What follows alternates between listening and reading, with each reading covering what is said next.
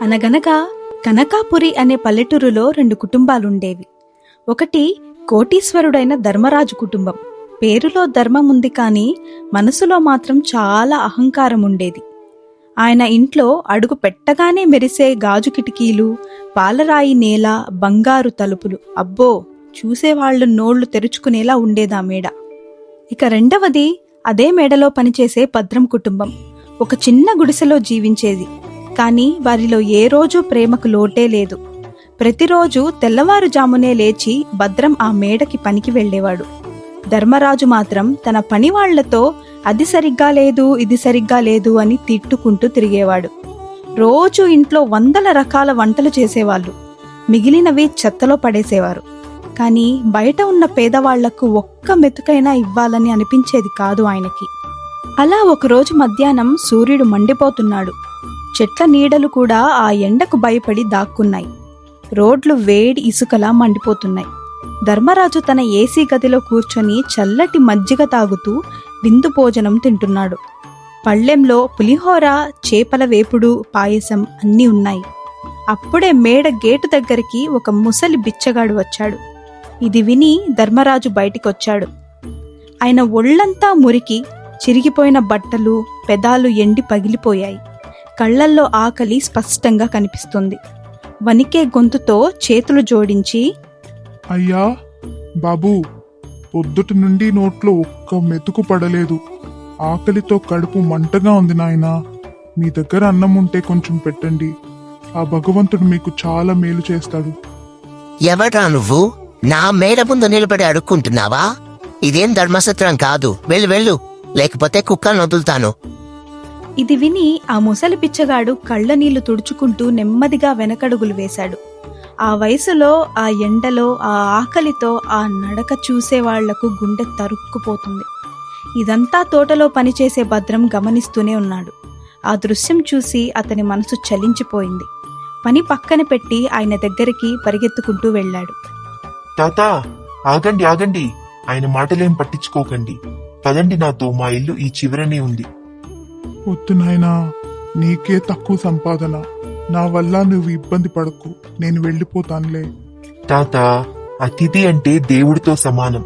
మా దగ్గర ఉన్నది మీతో పంచుకుంటే మాకేం తక్కువ అవ్వదు. పదండి. భద్రం ఆ ముసలాయనను తన గుడిసెకి తీసుకెళ్లాడు.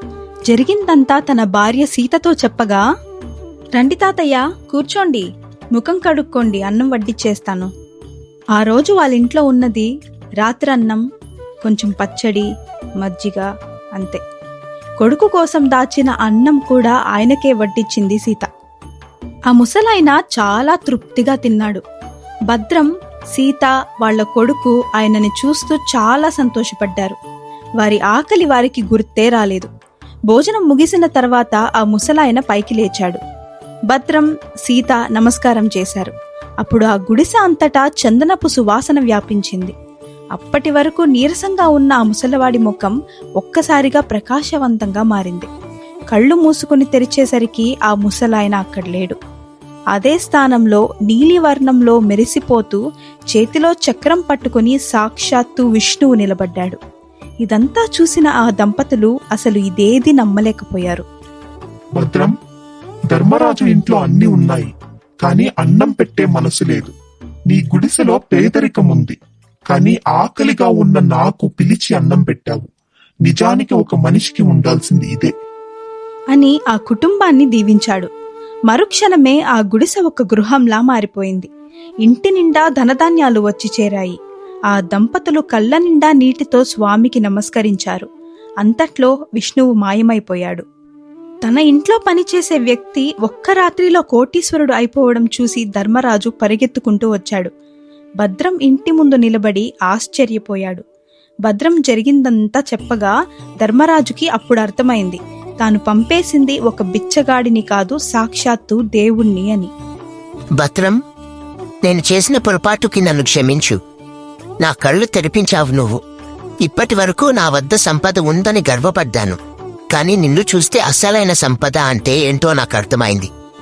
అయ్యా, సంపద మన దగ్గర ఉండవచ్చు, కానీ అది మనది కాదు.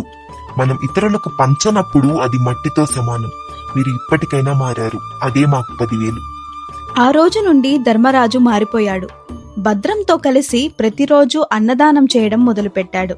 ఆ ఊరిలో ఎవ్వరూ ఆకలితో పడుకోకూడదని నిర్ణయించుకున్నారు వారిద్దరూ కలిసి. మీకు కనుక ఈ కథ నచ్చినట్లయితే లైక్ చేయండి, షేర్ చేయండి. మన ఛానల్ని ఫస్ట్ టైం చూస్తున్నట్లయితే సబ్స్క్రైబ్ చేసుకోండి.